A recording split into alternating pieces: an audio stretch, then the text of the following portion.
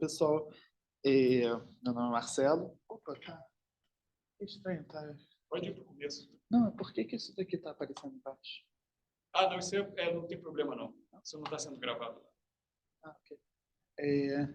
Eu vou apresentar o Instruct Pix2Pix. Esse eu trabalho para a turma de processamento de imagens do professor Luiz Velho. E aí um exemplo de uma aplicação do Instruct Pix2Pix. Eu primeiro vou começar falando qual é a motivação, né?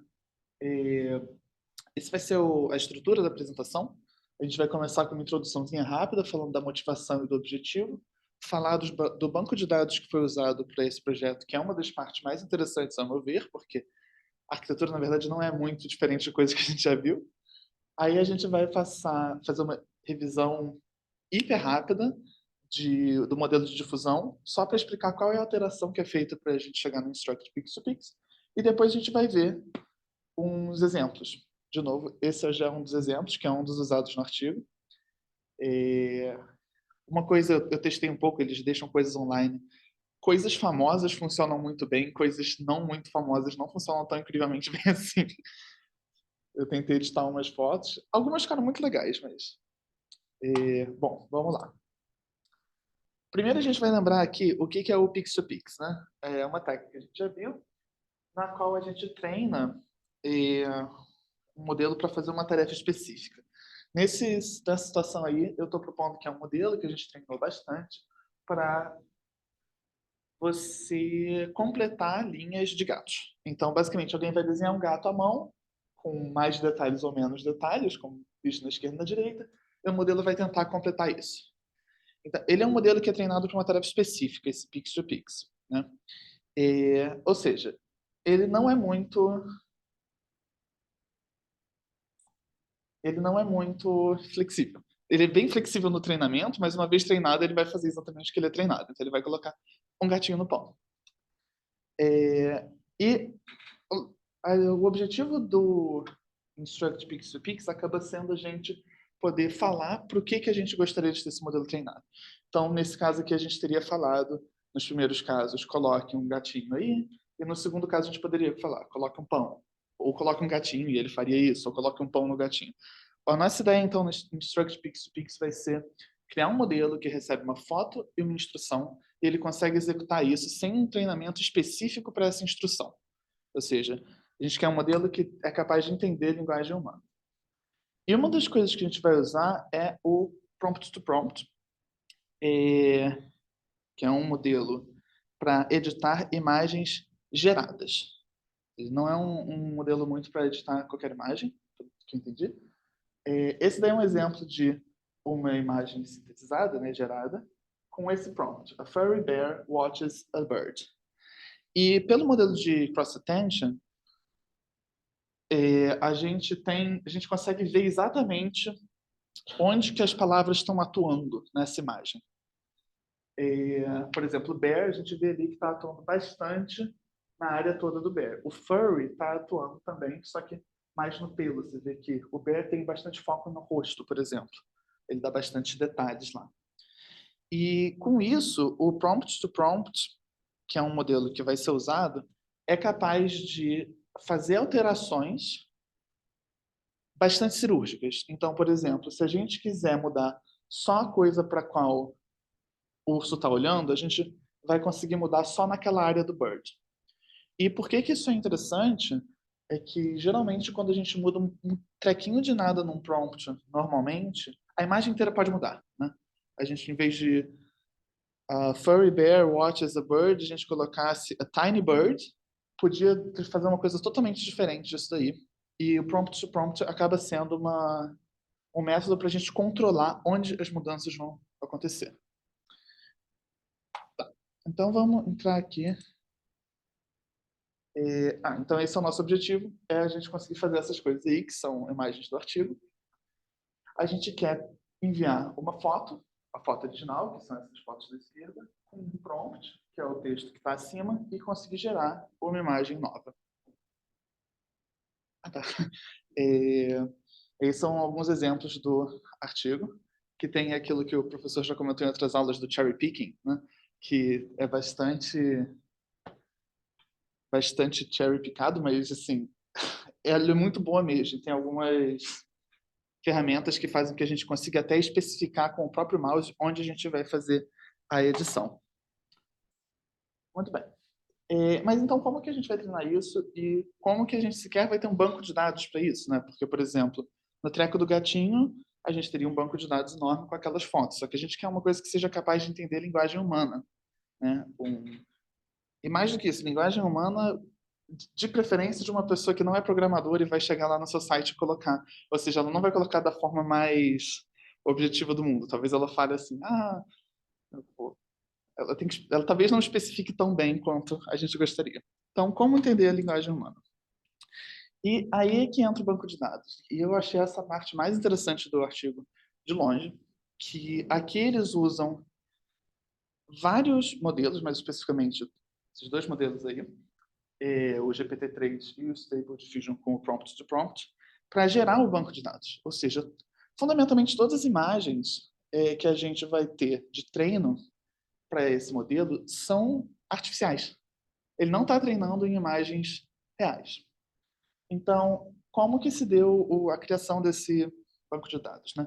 Primeiro, a gente começou com um monte de inputs de texto. Então, por exemplo, Torre Eiffel de manhã.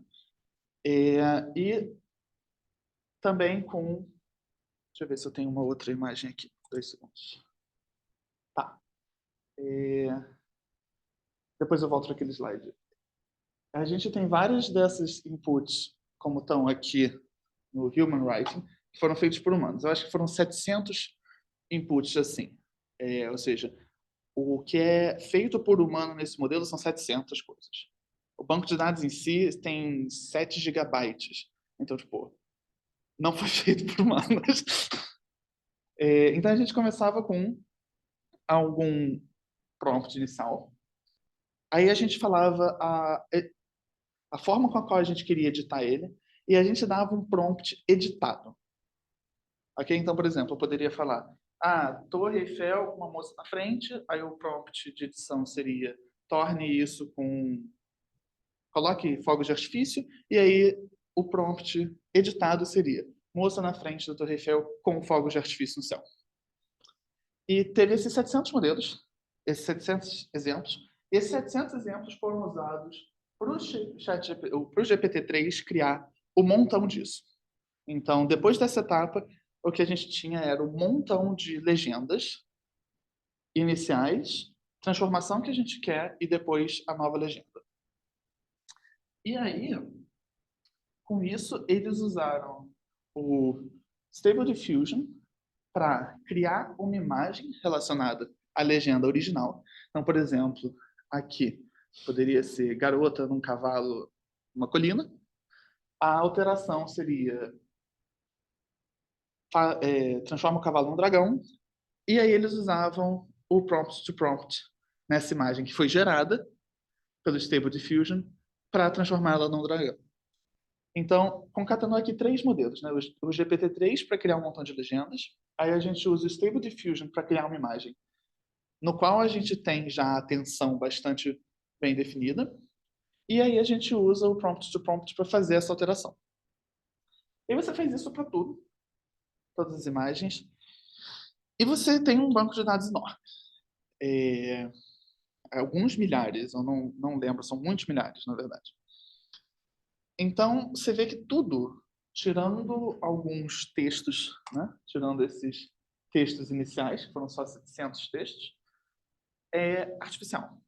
E se você realmente olha pelo banco de dados, tipo, pelo menos, né, que eu olhei no banco de dados, as imagens não são incríveis. Né? Tipo, elas são imagens geradas, você olha e fala assim, legal, pô, incrível.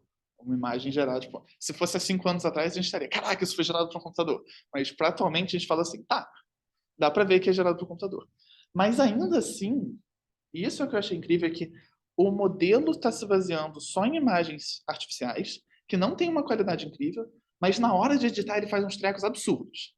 Então, tem um pulo, assim, de qualidade que eu achei muito, muito interessante. Então, aqui, sem o prompt to prompt, eles fizeram, inclusive, essa transformação de imagem, eles fizeram tanto sem quanto com o prompt to prompt. Que é para manter as legendas e tudo mais. E você vê que o prompt to prompt consegue manter muito mais a estrutura justamente por isso, porque ele está focando a atenção no lugar certo. Eu coloquei...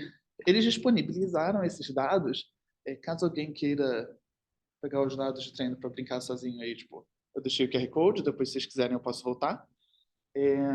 São dados legais, mas como eu disse, tipo, não é uma qualidade que você olha e fala, nossa, que fotorrealístico. Tá. Agora indo para a arquitetura, e aí vai ser uma revisão muito rápida do Stable Diffusion.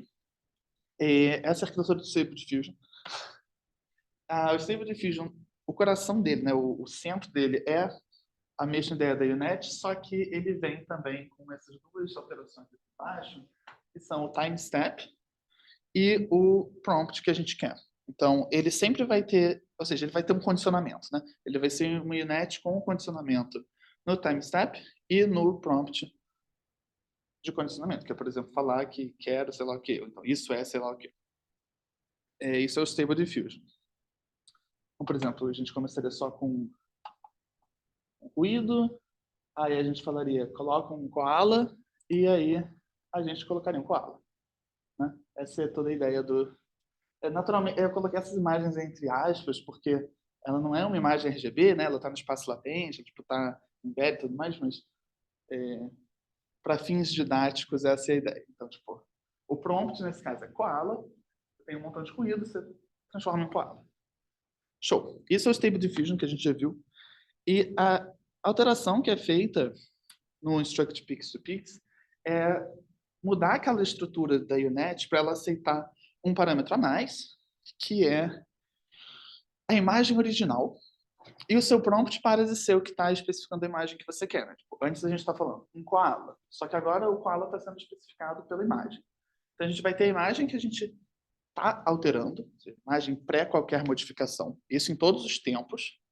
O prompt vai ser, coloque um charuto, e aí você vai fazer exatamente a mesma arquitetura, só que, né, em vez de, com o dobro de canais, basicamente, né, porque aqui você tinha, sei lá, 6 canais, sei lá, na imagem com ruído, e você transformaria ela em coisa de 6 canais, mas agora você vai ter 12 canais, porque você tem o ruído e a imagem original. Então, basicamente, você dobrou o número de canais que a UNet vai receber e mudou o seu prompt para a alteração que você quer fazer. A estrutura em si é a mesma, por isso que eu falei que tipo, o mais legal disso é o fato de eles terem conseguido fazer isso só com dados artificiais. Não tem imagens reais. Tá, isso talvez seja mentira, no sentido de que as imagens geradas foram usadas com modelos pré-treinados que tinham imagens reais.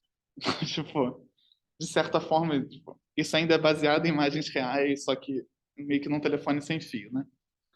E aí, em princípio, esse seria o que o modelo estaria fazendo. Aí coloca aqui um charutinho, não sei se dá para ver, mas ele está fumando um charutinho. E essa daí é a loss function.